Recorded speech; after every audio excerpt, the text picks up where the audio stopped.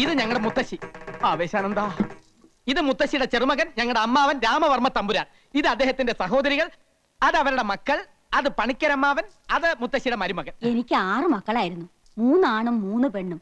പക്ഷെ ആ മക്കളൊക്കെ മരിച്ചു. എല്ലാം ദുർമരണങ്ങളായിരുന്നു. വിവരങ്ങളൊക്കെ ഞാൻ പറഞ്ഞിട്ടുണ്ട്. ഓ നന്നായി. ഇവിടെ ജനിക്കുന്ന പെൺകുട്ടികൾക്ക് മാത്രമേ വിവാഹം വിധിച്ചിട്ടുള്ളൂ. ഞാനും അങ്ങയെപ്പോലെ ശുദ്ധ ബ്രഹ്മചാരിയാ. താടിയില്ലാന്നേ ഉള്ളൂ. എവിടെയാണാവോ സ്വദേശം? ഭഗവതി ഊമയാണല്ലേ? സ്വാമി മൗനവ്രതത്തിലാ. ഈശ്വര, അത്ര ജ്ഞാനിയാ? അങ്ങനെ ഉള്ളവരെ മൗനവ്രതം ആചരിക്കൂ. വ്യക്തമായില്ല സ്വാമി അവിടുന്ന്. ഓ മനസ്സിലായി മനസ്സിലായി. എന്താ? അധികം വൈകാതെ ഈ കോലോത്ത ശാപം തീരുവെന്ന്, ഇവിടത്തെ പുരുഷന്മാർക്ക് മംഗല്യ സൗഭാഗ്യം കൈവരുമെന്ന്. ഈശ്വരോ രക്ഷതു. അങ്ങനെ ഒരു സമയം ഉണ്ടായിട്ട് വേണം എനിക്ക് മനസമാധാനായിട്ട് ഒന്ന് കണ്ണടയ്ക്കാൻ. അങ്ങ് കുറച്ചു കാലെങ്കിലും ഇവിടെ കഴിയുന്നത് ഞങ്ങൾക്കൊരു സുഹൃതമായിരിക്കും. ധൃതി പിടിച്ച് പോണോന്ന് കൽപ്പിക്കരുത്. ഹിമാലയത്തിലെ മഞ്ഞുരുകൾ നിന്നിട്ട് ഇനി സ്വാമി കേരളം വിടും. എന്താ എന്താ പറഞ്ഞേ? ഒന്നും മനസ്സിലായില്ല. പിന്നെ നീ എന്തിനാ ചിരിച്ചേ? ഒന്നും മനസ്സിലാവാത്തോണ്ട് ചിരിച്ചതാണ്. എന്നാലേ എനിക്ക് മനസ്സിലായി. സ്വാമികൾ പറഞ്ഞത് അമ്മാവന് വ്രതശുദ്ധിയില്ല, മനസ്സിൽ കളങ്കമുണ്ട്, അതുകൊണ്ട് ഈ ചാവടിയിലേക്ക് വരാൻ പാടില്ല അല്ലേ സ്വാമി? എന്താ രാമ ഞാൻ ഈ കേക്കണേ?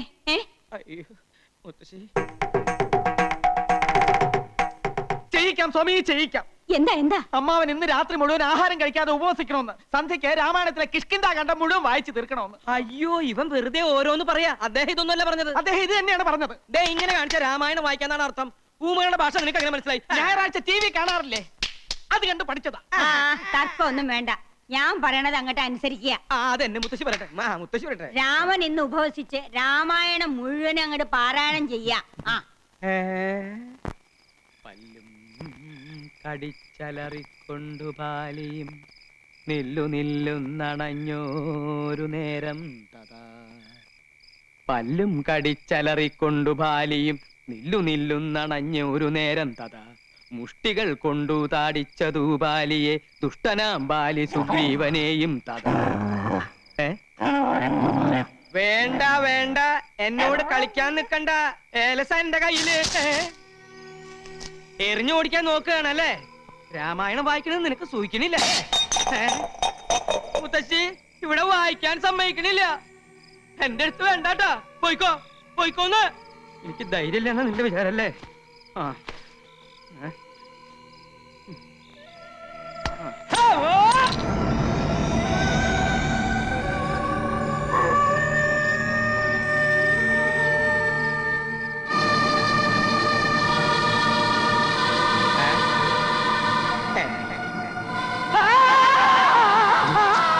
അയ്യേ, ഇത് ഞാനാണ് മാവ. ഒറ്റടി നേരണ്ടല്ലോ. ഇങ്ങതാ പോ. ഇതെന്റെ കയ്യിലിരിക്കട്ടെ, എനിക്കിതുകൊണ്ടൊരാവശ്യമുണ്ട്. അമ്മാവന്റെ ശബ്ദമൊന്നും കേൾക്കണില്ലല്ലോ. കിഷ്കിന്ധാ കണ്ട ഇത്ര പെട്ടെന്ന് വായിച്ചു തീർന്നോ? മുത്തശ്ശി ഇത് ഞാനാ. കുട്ടികളെ മാറിട്ടില്ല നിനക്ക്? മനുഷ്യന്റെ നല്ല ജീവൻ അങ്ങ് പോയി. അതിനുള്ള ശിക്ഷയായിട്ട് യുദ്ധകാന്ഡം കൂടി വായിച്ചു തീർക്കട്ടെ അല്ലേ? അതെ അതെ, മുഴുവൻ ഇരുന്ന് വായിക്ക. ഊണ് കഴിച്ചിട്ട് വായിച്ചാ പോരെ? എന്റെ കുട്ടിയോട് ഞാൻ പറഞ്ഞിട്ടില്ലേ ത്രിസന്ധിക്ക് മുമ്പ് കോലോത്ത് വരണോന്ന്? ഇവിടെ എന്തൊക്കെയാ നടക്കണെന്ന് അറിയോ നിനക്ക്? എന്റെ മുത്തശ്ശി ഇവിടെ ഉള്ളപ്പോ എനിക്കൊന്നും സംഭവിക്കില്ല. എന്റെ കുട്ടി ആഹാരം കഴിച്ചു കിടന്നോളൂ, സമയം ഏറെയായി. അത് ശരിയാ. ചെന്നിരുന്ന് വായിക്കടാ. പല്ലു കടിച്ചലറിക്കൊണ്ടു ബാലിയും നില്ലുന്നില്ലെന്നണഞ്ഞൊരു നേരം തഥാ.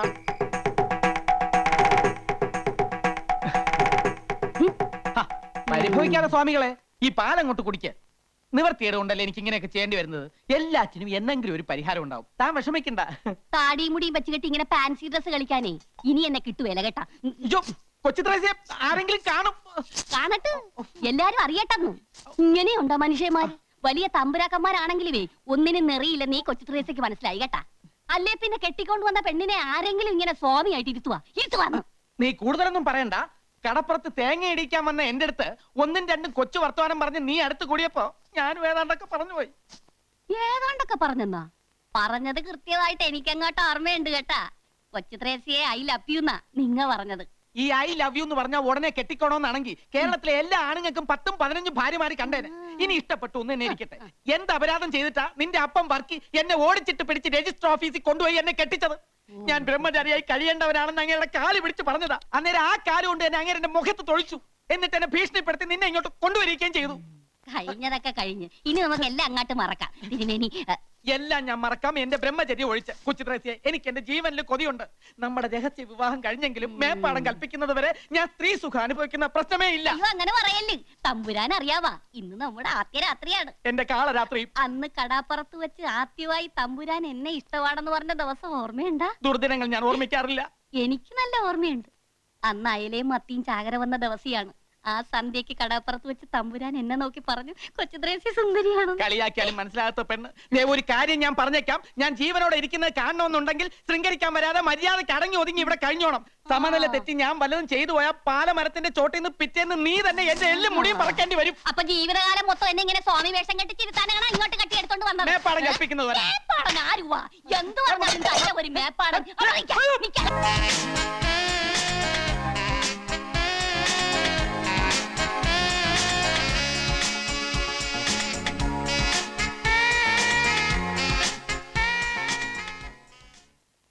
ആ രൂപം കണ്ണീന്ന് അങ്ങോട്ട് മായണില്ല. വല്ലാതെ മനസ്സിലേക്ക് തറഞ്ഞു കയറിയ പോലെ.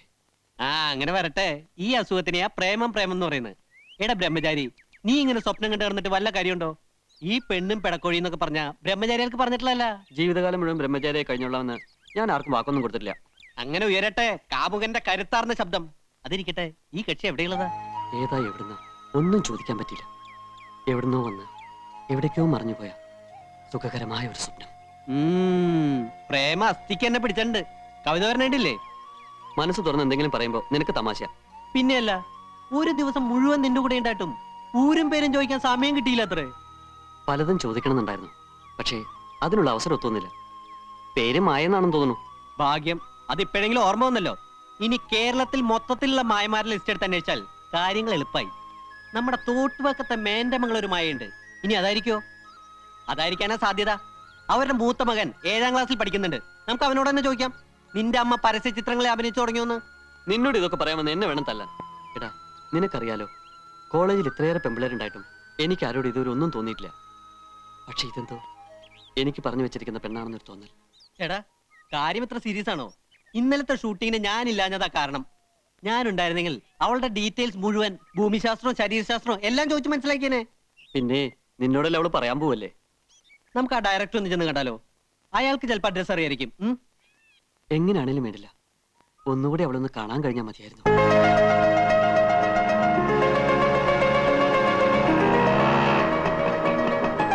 ഹായ് ഉണ്ണി.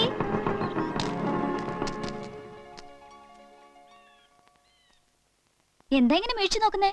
ഒരു ഹായ് പറഞ്ഞ തിരിച്ചു പറയാനുള്ള മര്യാദ പോലും ഇല്ലേ? ഹായ്. ഇയാളോടല്ല, ഉണ്ണിയോടാ പറഞ്ഞ.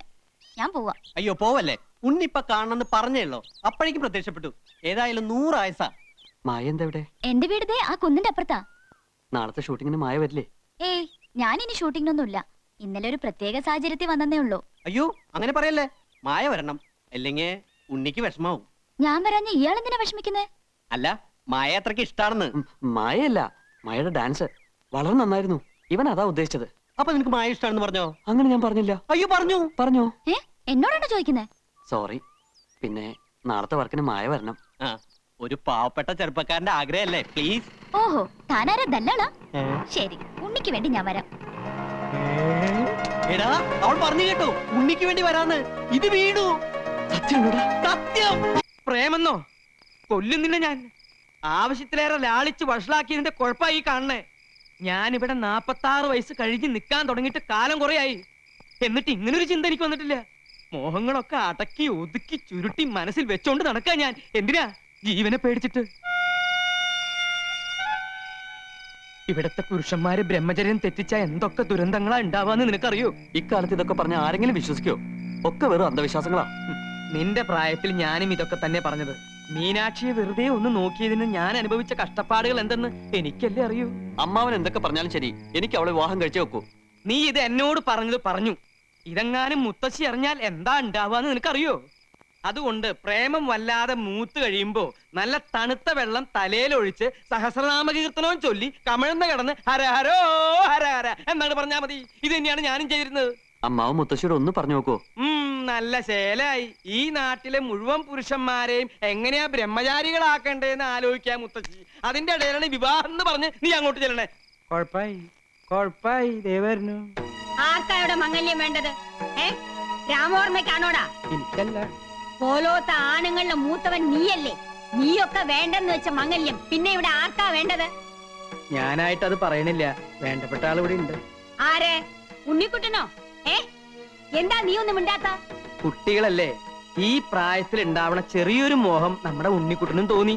പക്ഷേ കാര്യങ്ങളുടെ ഗൗരവം ഞാൻ പറഞ്ഞ് മനസ്സിലാക്കിയപ്പോ എല്ലാം തെറ്റായി എന്ന് തോന്നിയിട്ടുണ്ട്. തെറ്റ് പറ്റിയതൊക്കെ ഇവിടെ ഉള്ളവർക്കാ. ഏതോ ദുർമന്ത്രവാദിയുടെ വാക്ക് കേട്ട് വേണ്ടാത്ത വെട്ടിത്തരങ്ങൾ ചെയ്യാം. ഞാനൊരു പെൺകുട്ടിയെ സ്നേഹിച്ച് വാക്ക് കൊടുത്തുപോയി. ഇവിടെ ആരും ഞങ്ങളുടെ വിവാഹത്തിന് സമ്മതിച്ചില്ലെങ്കിൽ നാളെ തന്നെ ഞാൻ ഇവിടെ രജിസ്റ്ററിങ് കൊണ്ടുവരും. ഉണ്ണിക്കുട്ട, ആരോടാ എന്താ സംസാരിക്കണമെന്ന് അറിയോ? നീ സംബന്ധം കഴിച്ചാൽ നിനക്ക് മാത്രല്ല, ഇവിടെയുള്ള എല്ലാ പുരുഷന്മാർക്കും അപകട. കോലോത്ത് വീണ്ടും ദുർമരണങ്ങൾ ഉണ്ടാവും. പോലോത്ത ആചാരങ്ങളും അനുഷ്ഠാനങ്ങളും ലംഘിച്ചാൽ കടുത്ത ശിക്ഷയായിരിക്കും കിട്ടുക. പിന്നെ ഉണ്ണിയുടെ സ്ഥാനം പടിക്ക് പുറത്ത്. എന്നെ പടിയടിച്ച് പിണ്ടം വെച്ചാലും ഞാൻ അവളുമായി ഈ നാട്ടിൽ തന്നെ ജീവിക്കും. ഈ കോലത്ത് ഞാൻ കാരണം ദുർമരണങ്ങൾ നടക്കുന്നുണ്ടെന്ന് എനിക്കൂടെ അറിയണല്ലോ. ഇല്ല, നിനക്ക് എന്തോ ബാധ കയറിയിരിക്കുകയാണ്. ഇല്ലെങ്കിൽ എന്റെ ഉണ്ണി ഇങ്ങനൊന്നും പറയില്ല. ആരോ മോഹിപ്പിച്ച് എന്റെ ഉണ്ണിയെ മയക്കിയിരിക്കണു. വേണ്ട, ഇനി ദുർമരണങ്ങൾ കാണാനുള്ള ശക്തി എനിക്കില്ല. പണിക്കരെ, എന്തെങ്കിലും ധിക്കാരം കാണിക്കുന്നതിന് മുമ്പ് എന്റെ ഉണ്ണിയെ മുറിക്കകത്ത് അടച്ചിടുക. കുറച്ചു ദിവസം പുറത്തൊന്നും പോണ്ട. എനിക്ക് എന്റെ കുട്ടിയുടെ ജീവനാ വലുത്.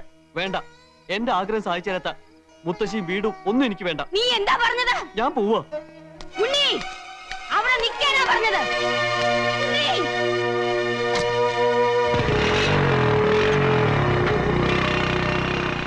അവൻ എവിടെ പോകാനാ മുത്തശ്ശി? 1 മണിക്കൂറിനകം അവൻ തിരിച്ചു വരും. വരണ്ട. ഈ ആഗ്രഹം മനസ്സിൽ വെച്ചോണ്ടിരിക്കുന്നവൻ ഇനി കോലോത്തേക്ക് വരണ്ട. ഞാൻ ഇങ്ങോട്ട് വന്നിട്ട് നേരം കുറെ ആയേ ത്രേസ്യ, ഇനി അങ്ങോട്ട് പോട്ടെ. അങ്ങനെ ഇപ്പൊ പോവേണ്ട കേട്ടാ, കുറച്ച് നേരം കൂടി ഇരുന്നിട്ട് പോയാ മതിയെന്ന്. അയ്യോ, ഞാൻ ഇവിടെ ഇരുന്നിട്ട് ഒരു പ്രയോജനവും ഇല്ല. മേപ്പാടം മേപ്പാടൻ എന്ത് പറഞ്ഞാലും നിങ്ങളുടെ ഒരു മേപ്പാടൻ. അയാളെ എന്റെ കയ്യിലോട്ടൊന്ന് കിട്ടട്ടും. അയ്യാക്കട ഒരു ദുർഗന്ധവാദം. ആരാണ്ട് വരുന്നു. അങ്ങ് അകാലം അല്ല ത്രികാലജ്ഞാനിയല്ലേ സ്വാമി? ശരണം ശരണം പൊന്നയ്യപ്പ സ്വാമി, അല്ലാതെ ശരണമില്ല സ്വാമി. ശരണം, രക്ഷിക്കണം. എന്റെ ഉണ്ണി ഈ കുടുംബത്തിന്റെ അന്തകനായി മാറാൻ പോണു. അവന് വിവാഹം കഴിക്കണമെന്ന് ഏതോ ഒരു പെണ്ണുമായി അവന് പ്രേമമാണെന്ന്. ഈ കുടുംബത്തിലെ പുരുഷന്മാർക്ക് ഈ ജന്മത്ത് സ്ത്രീ സുഖം പാടില്ലെന്ന് അറിയാലോ. എന്റെ മോന്റെ മനസ്സ് മാറ്റാൻ എന്തെങ്കിലും ഉപദേശിക്കണം. ഓ, ഒന്നും മനസ്സിലാവുന്നില്ല. മനസ്സ് മാറ്റിത്തരാൻ ശ്രമിക്കാമെന്ന് അദ്ദേഹം പറയുകയായിരുന്നു. മാത്രമല്ല, ഈ കോലോത്തെ ആണുങ്ങൾക്ക് വിവാഹം കഴിക്കാൻ കഴിയുന്ന തരത്തിൽ ഒരു വിശേഷാൽ പൂജ നടത്തി തരാനും അദ്ദേഹത്തിന് ഉദ്ദേശമുണ്ട്. എന്ത് പൂജ നടത്തിയാലും അത് ശരിയാവില്ല സ്വാമി. കർമ്മികളിൽ വെച്ച് കർമ്മിയായ മേപ്പാടിന് പോലും ഈ കുടുംബത്തെ ബാധിച്ചിരിക്കുന്ന ദുരാത്മാവിനെ പേടിയാ. അത്രയ്ക്ക് ഭയങ്കര അവള്. അതിനേക്കാൾ ഭയങ്കരിയ എന്റെ കുട്ടിയെ മയക്കി വശത്താക്കി അവൾ. ഇവിടത്തെ കുട്ടികളെ വശത്താക്കി കുടുംബം നശിപ്പിക്കാൻ വരുന്നവളെ ഈ ഭൂമിയിൽ ഞാൻ വെച്ചേക്കില്ല. മുത്തശ്ശി, ഉണ്ണിയേട്ടന്റെ ബൈക്ക് ആക്സിഡന്റ് ആയി. ഏട്ടനെ ഹോസ്പിറ്റലിൽ അഡ്മിറ്റ് ചെയ്യിക്കണമെന്ന് ഫോൺ വന്നു. എന്റെ ഉണ്ണി കേട്ടോ സ്വാമി, മനസ്സിലായിരുന്നത് തോന്നിയതേ ഉള്ളൂ. അപ്പൊ തന്നെ അപകടം വന്നു. എന്റെ ഈശ്വര, എന്റെ ഉണ്ണിക്കൊന്നും വരുത്തരുതേ. എന്റെ ഉണ്ണി ഈശോയെ, ഇത് എന്നാ പരീക്ഷണമാണ്.